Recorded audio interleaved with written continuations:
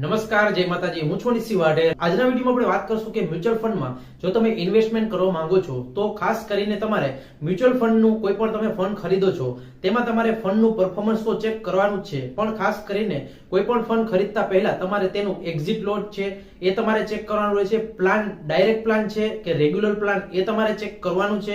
પછી એક્ઝિટ લોટ કેટલો છે, પછી ત્યારબાદ ખાસ કરીને એક્સપેન્સ રેશિયો તેનો કેટલો છે એ તમારે ચેક કરવાનું છે. પછી લોક ઇન પીરિયડ કેટલો છે એ તમારે ચેક કરવાનું છે. આ દરેક માહિતી તમે ક્યાં ચેક કરી શકશો અને કેવી રીતે કરવાની છે તેની સંપૂર્ણ માહિતી હું તમને આ વિડીયોમાં આપીશ. ખાસ કરીને ડાયરેક્ટ પ્લાન અને રેગ્યુલર પ્લાનમાં શું તફાવત છે તેની પણ સંપૂર્ણ માહિતી તમને આ વિડીયોમાં જોવા મળશે. તો ખાસ ચેનલમાં નવા હોય તો ચેનલને જરૂરથી સબસ્ક્રાઇબ કરી દેજો. તો પહેલા તો આપણે જાણીએ કે કોઈ પણ ફંડની તમે સિલેક્શન કરો છો તો તેમાં તમારે ડાયરેક્ટ પ્લાન અને રેગ્યુલર પ્લાન એમ બંને પ્લાન આવતા હોય છે. ડાયરેક્ટ પ્લાન હોય છે તેમાં એક્સપેન્સ રેશિયો ઓછો હોય છે અને જે રેગ્યુલર પ્લાન હોય છે એમાં એક્સપેન્સ રેશિયો વધારે હોય છે. ડાયરેક્ટ પ્લાન તમે કોઈ પણ એએમસી પાસેથી એટલે કે કોઈ પણ મ્યુચ્યુઅલ ફંડ હોય તેની પાસેથી તમે ખરીદો છો અને ડાયરેક્ટ તમે એપ્લિકેશનમાંથી ખરીદો છો, એટલે કે એન્જલ વન એપ્લિકેશન હોય, ઝરોદા હોય, એવી તમે કોઈ પણ એપ્લિકેશનમાંથી ખરીદો છો તો તમે ડાયરેક્ટ પ્લાન ખરીદી શકો છો. રેગ્યુલર પ્લાન જે તમે ખરીદો છો એ તમે એજન્ટ પાસેથી, એડવાઇઝર પાસેથી અથવા તો તમે કોઈ પણ બેંક મારફતે ખરીદો છો તો તેવા તમે પ્લાન લ્યો છો તો તેમાં તમને રેગ્યુલર પ્લાન જ મળતા હોય છે.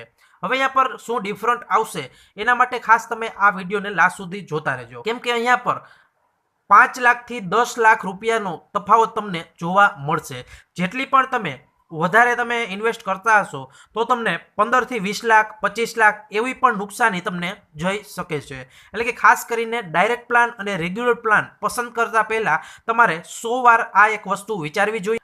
રેગ્યુલર પ્લાન જે પણ લોકો સિલેક્ટ કરતા હોય છે તેમને ખબર નથી હોતી કે તેમને નુકસાન આગળ જતા, કેમ કે ફ્યુચરમાં તમને કેટલો લોસ જશે એ તમને ખબર નહીં હોય. તો આજે તમને એ સાફ થઈ જશે. ખાસ કરીને અહીંયા પર આપણે જોઈ શકીએ છીએ કે SBI small cap fund growth, અહીંયા પર તમે જોશો તો રેગ્યુલર પ્લાન છે અને આ SBI small cap fund direct plan growth. અહીંયા પર જે એક્સપેન્સ રેશિયો હશે એ તમે જોઈ શકો છો 0.66% છે. 0.66% અને રેગ્યુલર પ્લાન જો તમે ખરીદો છો તો તેમાં તમને એક્સપેન્સ રેશિયો હશે એ 1.56 હશે. એમાં ખાસ કરીને રેગ્યુલર પ્લાનમાં એડવાઇઝર હોય કે એજન્ટ હોય જે તમને સજેસ્ટ કરે છે તેમને જ્યાં સુધી તમે પૈસા ઇન્વેસ્ટ કરો છો ત્યાં સુધી તેમને દર વર્ષે પૈસા મળતા રહેશે. એટલે ખાસ કરીને અહીંયા પર એક્સપેન્સ રેશિયો વધુ હોય છે.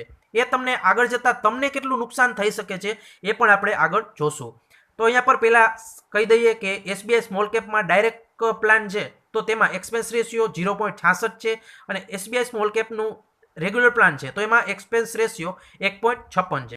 હવે અહીંયા પર આપણે જોઈએ કે 5,000 રૂપિયા તમે દર મહિને ઇન્વેસ્ટ કરો છો 20 વર્ષ માટે અને એન્યુઅલ તેનું રિટર્ન છે એ 15% તમને મળી રહ્યું છે.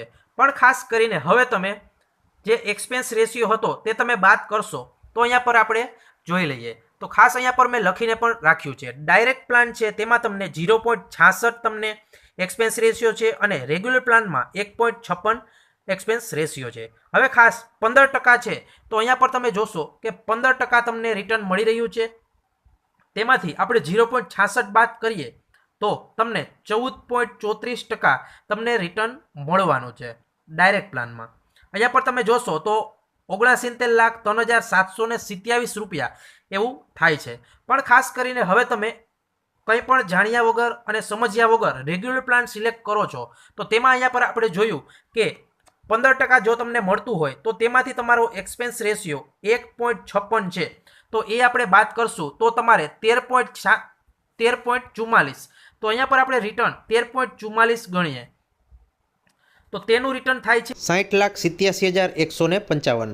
અહીંયા પર તમે જોઈ શકો છો કે ડાયરેક્ટ પ્લાનમાં જો તમે ઇન્વેસ્ટ કર્યા હશે 5,000 રૂપિયા 20 વર્ષ માટે તો તમને અહીંયા પર રિટર્ન 14.34 લેખે 69,03,727 મળે છે. અહીંયા રેગ્યુલર પ્લાન જો તમે જાણ્યા સમજ્યા વિના કર્યો હશે તો તમને 60,87,155 મળે છે. અહીંયા પર ડિફરન્સ છે એ તમે સાફ જોઈ શકો છો કે 8,16,572 રૂપિયાનો ડિફરન્સ આવે છે. તો ખાસ તમને અત્યારે આંખ ખુલી ગઈ હશે કે ડાયરેક્ટ પ્લાન અને રેગ્યુલર પ્લાનમાં કેટલો તફાવત છે. ત્યાર પછી વાત કરીએ તો કોઈ પણ મ્યુચ્યુઅલ ફંડની પસંદગી કરો છો ત્યારે તમારે આ બધી વસ્તુ પણ ચેક કરવાની છે. અહીંયા પર જોશો તો એક્ઝિટ લોટ એવું લખેલું છે, 1% આપેલા છે. તો ખાસ કરીને જે પણ તમે રકમ આપેલી હશે, જે પણ ઇન્વેસ્ટ કરેલી હશે, તેમાં જો તમે વર્ષની અંદર 1 વર્ષની અંદર તમે એક્ઝિટ થાવ છો એ મ્યુચ્યુઅલ ફંડમાંથી, એટલે કે તમે બહાર નીકળી જાઓ છો અને વેચી દો છો, તો તમારે 1% ચાર્જ તમારે ચૂકવવાનો રહેશે. ત્યાર પછી અહીંયા પર લોક ઇન પીરિયડ એવું પણ લખેલું છે. તો આ છે સ્મોલ કેપ ફંડ છે એસબીઆઈનો, તેમાં નો લોક ઇન પીરિયડ છે એવું લખેલું છે. પણ ખાસ કરીને બીજા અમુક ફંડ હશે તેમાં તમને જોવા મળશે કે 3 વર્ષનો લોક ઇન પીરિયડ હોય, 5 વર્ષનો લોક ઇન પીરિયડ હોય, એટલે કે એ સમયગાળા દરમિયાન તમે તેમાંથી ફંડમાંથી એક્ઝિટ નથી કરી શકતા, અથવા તો તમારે ચાર્જ પણ ચૂકવવાનો રહેશે. ત્યાર પછી જોશો તો એસટીસીજી એટલે કે શોર્ટ ટર્મ કેપિટલ ગેઇન છે, એ તમે જો 1 વર્ષની અંદર તમે પૈસા ઉપાડો છો તો તમારે 20% ચાર્જ તમારે મ્યુચ્યુઅલ ફંડને પે કરવાનો રહેશે. ત્યાર પછી તમે જોશો કે એલટીસીજી છે, લોંગ ટર્મ કેપિટલ ગેઇન છે, એટલે કે 1 વર્ષ પછી જો તમે મ્યુચ્યુઅલ ફંડમાંથી એક્ઝિટ થાવ છો તો તેમાં તમારે 1.25 લાખ એટલે કે 1,25,000 લેખે તમારે 12.5% ટેક્સ આપવાનો રહેશે. જો તમે 1 વર્ષની અંદર તમે રેડીમ કરો છો તો તમારે 20% આપવા પડશે. અને અહીંયા પર એલટીસીજી એટલે કે લોંગ ટર્મ કેપિટલ ગેઇન 1 વર્ષ પછી તમે એક્ઝિટ થાવ છો તો તમારે ટેક્સ 12.5% આપવાનો રહેશે. તો આ દરેક વાત તમારે ધ્યાન રાખવાની છે મ્યુચ્યુઅલ ફંડમાં ઇન્વેસ્ટ કરો છો ત્યારે. આવી જ રીતે તમામ મ્યુચ્યુઅલ ફંડ અને એસઆઈપીના વિડીયો જોવા માટે અમારા ચેનલને સબસ્ક્રાઇબ કરી દેજો. ફરી મળીશું એક નવા વિડીયોમાં. જય હિન્દ, વંદે માતરમ.